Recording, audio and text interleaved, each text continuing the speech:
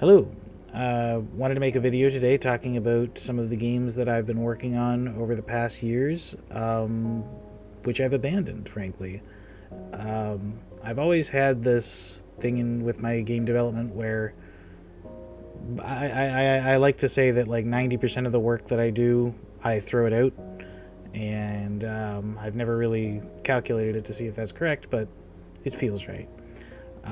So last year I released Scrongly and Word Poker, and this year I released Subspace Hacker, which is just a little Wordle mini game that's barely enough to be considered a standalone project. But I was having fun with it, and I wanted to be able to play it at my ease, so I uploaded it. But since then, I've been working on a lot of different stuff, and I've struggled to find something that I was compelled to finish. So I've been learning a lot the last year. I've been trying a lot of new things, and I thought I'd show off some of the stuff that I worked on that will probably never see the light of day. So we're going to start off with this game I was going to, or developmentally, I was calling it Heads Up. It's basically a two-person or a multiplayer two-person version of Scrongly. So let's just load it up and see what it looks like.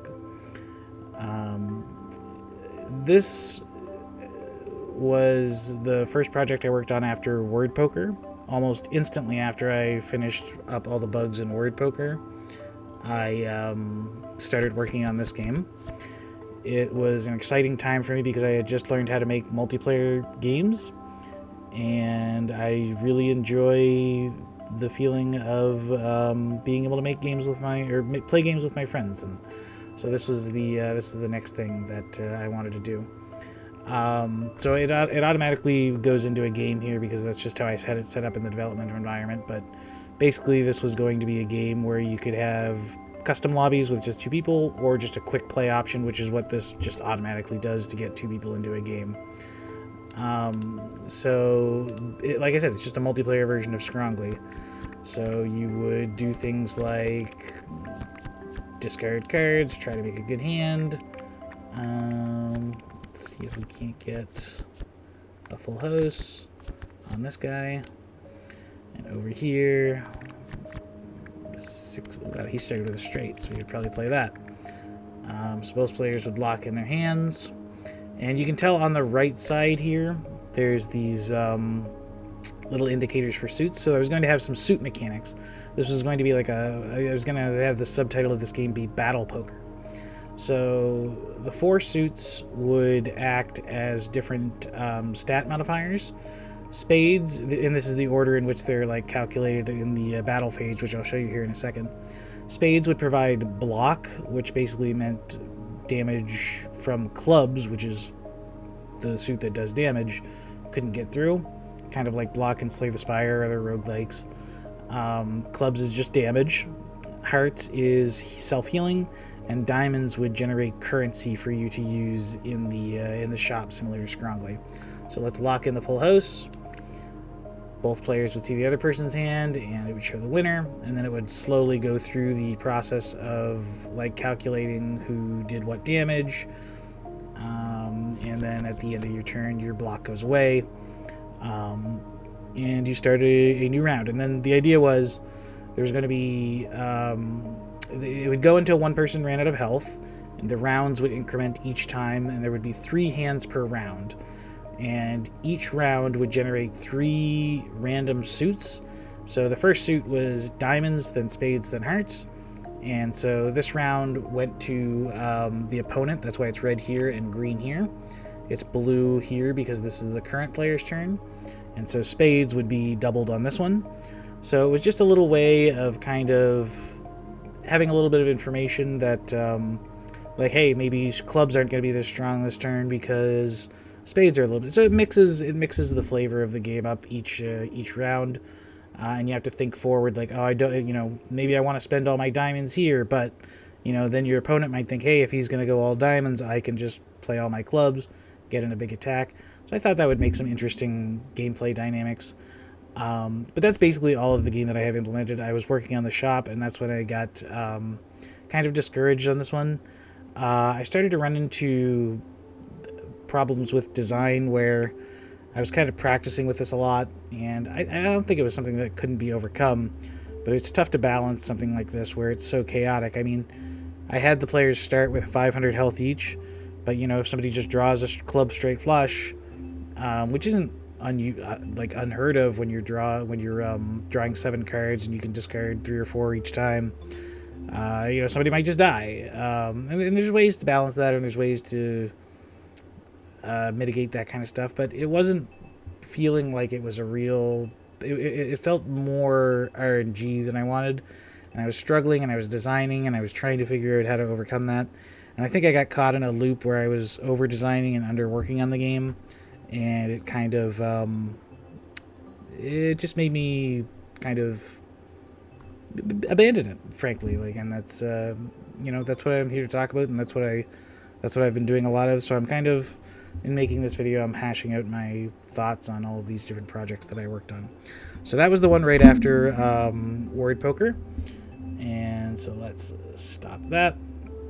The second game I worked on after Word Poker was called The Poker Machine. You might have noticed that I make a lot of poker-themed games. This game was kind of inspired by the fact that I've been playing Factorio a lot, and I always had this idea of a game where you'd build some sort of machine that would make poker cards and then slot those cards into play areas like in Scrongly or Heads Up, and then you would get points for playing those hands based on the value of the hand that you could use to make more cards, and then it would be like a loop where you'd be making more powerful cards and being able to do new things and things like that. So this game I didn't flesh out very much. It's more of a just a little prototype. So I've got the coordinates in the top left, and if you press hotkeys on the keyboard, you can place this. This was going to be like a card spawner, I think. And it would have a little bit of data, and you can see I didn't position the data very well. So this, and I think the blue spot was supposed to be input, and the orange spot was supposed to be output. This game is just, I was struggling with the tech behind it because I had never built a game like this before, and I was also struggling with the design of it because it's like, how do you make that loop feel? How do you iterate on that loop more than a few times? Like in Factorio, you start off and you've got these level 1, or you don't even have level 1 machines. You have to do things by hand, and then eventually you get to the point where things are being put into machines, but they're just simple machines, and you have to use different. And then when you upgrade those machines, you have to change the way that the input works and the output works, and you have to think ahead a lot. How do you really do that with a game like this? And that was kind of where I was struggling design-wise, and like I said, I was struggling tech-wise. So this was a project that was doomed to fail, and I wanted to. And what I learned from this was that I should really probably design a little bit more before I get started on another game. And that kind of segues well into the next game, which I kind of over-designed. And let's take a look at that. So the next game is I meant to show this screenshot earlier. This is just the spreadsheet for. I improved the tech a lot between Scrongly and the Heads Up game. Scrongly had all of the baubles in it be integrated into the game as data types in a certain script, and then I filled those data types out in Unity's inspector. But in Heads Up, I was going to import them all from a spreadsheet, which would make it a lot easier to iterate on things without having to fiddle with Unity's little inspector and go through it and do everything by hand, which was kind of tedious. And it would also make it easier for people to have or save custom bauble changes for future variant modes and things like that. So that was a big improvement I made between those two techs. But moving on, the spaceship game is this was going to be my first Steam game. The thing, I was in a really kind of a slump after trying that poker machine game, and I didn't want to work on anything for a while, and I was kind of lacking motivation. And so I've always wanted to make a game for Steam, and I thought I needed to make something of a higher quality, something with more oomph, something, and I wanted to integrate multiplayer in it. I really like Steam's multiplayer systems where you just, right click on your friend, join game, right click on your friend, invite person. So I wanted to learn how Steamworks worked, and I thought to myself, okay, I'm going to buy a Steam store page, and I did, and that's going to motivate me to actually make the game. Excuse me. It's allergy season. So I bought a Steam store page. I learned how all their back end works, which was really interesting and really fun and really cool. I got to the point where I could upload a build.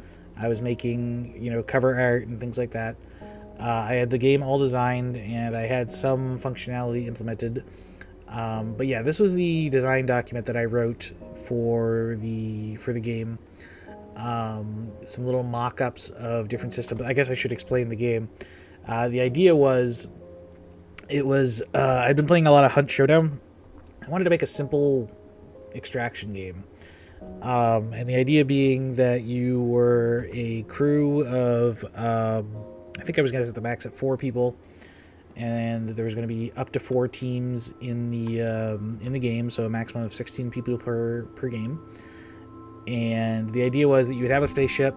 Each person could be basically at one of the stations of the spaceship, and your entire interface of the game was just going to be these spaceship stations. There wasn't like windows you could look out. There was no 3D environment. It was basically all just, the whole game was going to be run like a spreadsheet. Very, very simple. And I thought it was going to be simple to implement and design. I ran into a lot of technical issues while designing it. But this was the core idea of the game. Like, you were going to distribute there's one station where you could distribute power, similar to how FTL works. This was the scanning interface, which would be how you would look at the world around you. And so you can see here there's like an enemy ship that's currently selected. You could make friendly ships. There was an idea there was going to be a station that there was like a social station where you could make alliances with other people, which didn't really, you would just change the color of them. You could still betray them, and the idea of being like it was kind of a Sea of Thieves style thing where you could work together with people, you could try to betray them, and then you would, over time your ship would gain these like bounty tokens for doing illegal things. So people could scan your ship, see how many bounty tokens you have, and then, if you try to sweet talk them, they might be like, hey, how'd you get those, 12 bounty tokens? Maybe I just destroy you and cash those in. Yeah, you can see here, this was their bounty level. Threat level 4 was just like going to be like a, some sort of calculation based on the tier of the components in their ship and things like that. So that was the scanning system. This was the this was the engine system. I think I have some better things that I didn't upgrade in here. Here's the engine system here, a little bit upgraded. This was the radar.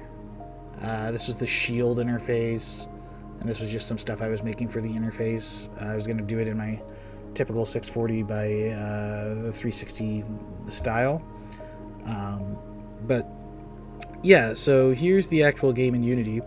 Unfortunately, I left it in an unplayable state, and I didn't take the time to see what systems I had implemented in it.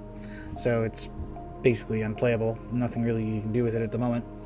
Yeah, so the other thing that I was going to do in this, there's going to be a station where you could hack enemy ships to like mess with their power levels or get extra information about them, things like that.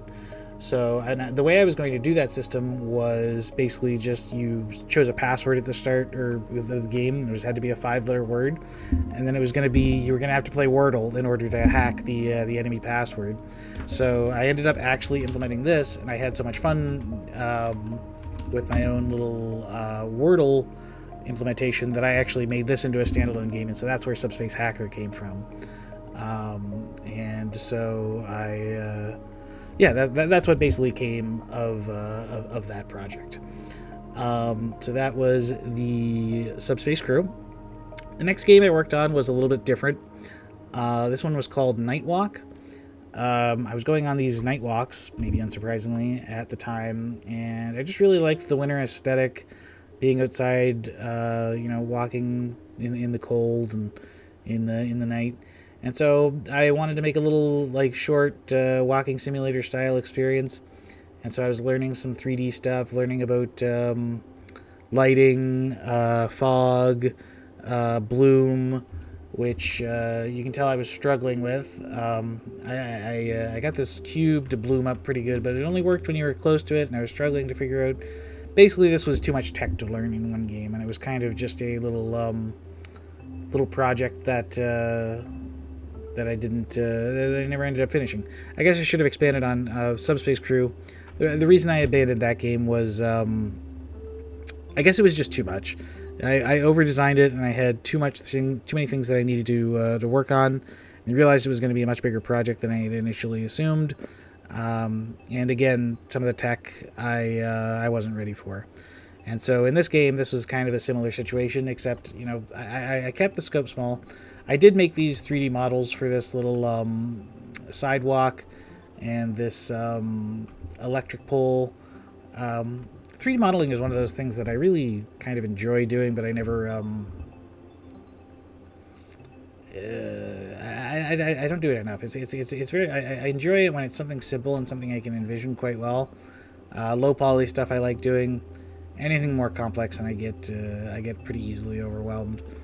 So yeah, this was just going to be like a simple walking simulator, just a vibe game. I had it looking a lot better than this. I remember there was some fog. I got this snow particle effect that was kind of a mess. I had to figure out how particle effects worked better. And again, this was just too much tech to learn for one project. And that's kind of what I've been learning. I think I'm probably going to pigeonhole myself into making like little simple poker games for the rest of my life, because it feels like if I want to be able to complete a project like Grid Poker was one of my first recent new projects. I guess let me just look at my projects page here. So I did Grid Poker, and in that game took about 2 weeks from concept to release. And when I did that, I made some art assets. I made the entire deck, and this deck in Grid Poker is the same one in Scrongly. The only thing I had to add in Scrongly was the rainbow cards. Scrongly, I mean, that was a big project. I'm impressed. I don't want to say I'm impressed with myself, but I'm proud of myself for getting through that project, because that was a lot of new tech to learn. It felt like I had a pretty good idea, because the concept was almost entirely Balatro. And over time, I added some of my own stuff to it, and my own systems. So the design was set in my head. But I still added to it, and I still did a lot of stuff with it, and I am very proud of how Scrongly turned out. I think this is where it is for me. I need to iterate slowly. I need to make new changes to each game. And I need to add to them, and I just need to that's how I need to work going forward. And then after that, it was Word Poker, which was an entirely different thing. Lots of new tech to learn because of the multiplayer infrastructure, and that was a lot of fun too. But this is really like Scrongly is probably my favorite game I've made. I really want to make a like an enhanced edition, or getting on that, I was kind of making a sequel to Scrongly, and that's the last game I want to show off here. It was tentatively or developmentally known as Spire of Scrongly, because it was kind of Scrongly or Balatro and Slay the Spire mixed together. So let's just show this one off. This is an idea I'd had for a long time, because I love Balatro and I love Slay the Spire, and I always wanted to. I thought there was a way to mix them together. So this is basically just a little map screen that I was going to flesh out more like an act in Slay the Spire, but basically you just click on it, and for right now it just goes into this battle scene. So this battle is up against 3 creatures. All 3 of them chose the same attack. Let me just restart it to show off how basically they randomize their attack patterns at the start of each game. You can see in this one, so this one's going to attack for 20, shield for 20, same as this guy, and this one's going to increase his strength by 2. 679. So this game uses the mechanics from Heads Up, wherein basically clubs do damage, hearts heal you, spades are block, and diamonds are currency generation. But it's a PvE game instead of a PvP game. So in this situation, we're going to do like 100 points of damage. So we'll kill this guy who's going to try to raise his strength because he only has 60 health. And then we'll shield up a little bit for the other ones and generate some money. And this plays out. The sprites do their things. There's no sound yet. But that's what a round of combat looks like. You discard your hand, draw new ones. 10 Jack, Queen, Ace. We've got 4 diamonds. Diamonds don't really do anything. Discard. Ace. Sorry. Anyway, that's the loop of this game. So just generate a bunch of health. And then I had ideas for like, well, couldn't the player just like spam health and get their health really high, or diamonds and get their currency really high? And so I was going to make a system where after you shuffled your deck one time, diamonds and hearts no longer had any effect, or maybe you could get a bauble that would make it so that instead of having no effect, they were removed from your deck entirely, so you would just draw your clubs and your spades so you could focus on combat. So I had a lot of ideas going forward about how this game would play and how it would work out. And I have like another list of baubles here that I was going to use the same system as the Battle Poker baubles. Yeah, so this is already implemented. I did a lot of extra work on this game that's kind of behind the scenes. It's not really functional. But again, I over-designed and I keep overestimating my capacity to work on games. I need to rein in my own ambition. That's kind of what I guess that's what I'm trying to say. So yeah, I learned a lot the last year, and I've obviously learned a lot of new tech, and I've learned better ways of doing things. And going forward, like the thing I'm thinking about so much right now is just making an enhanced version of Scrongly, because I love that game so much, and I'd love to make it so that it's easier to add new things to, because that's what I was talking about with like the spreadsheet thing. The back end of Scrongly is an absolute mess. At some point in the last year, I went back and tried to update Scrongly to add a save system to it, and there's just so much data spread out over so many different places that it was an absolute mess, and there was just it would have been a huge undertaking and way more effort than it should have been. So if I design it again from the ground up, I can have that stuff. I can have that stuff at the front of my head so that I can design with that in mind. But I don't know how long this video has been going. It's probably like at almost 25 minutes. So that's probably more than anyone was wanting to listen to me for. So thank you if you've listened this long. This is like I said, a lot learned this year, and a lot more to learn going forward. So thanks, and have a great day. Bye.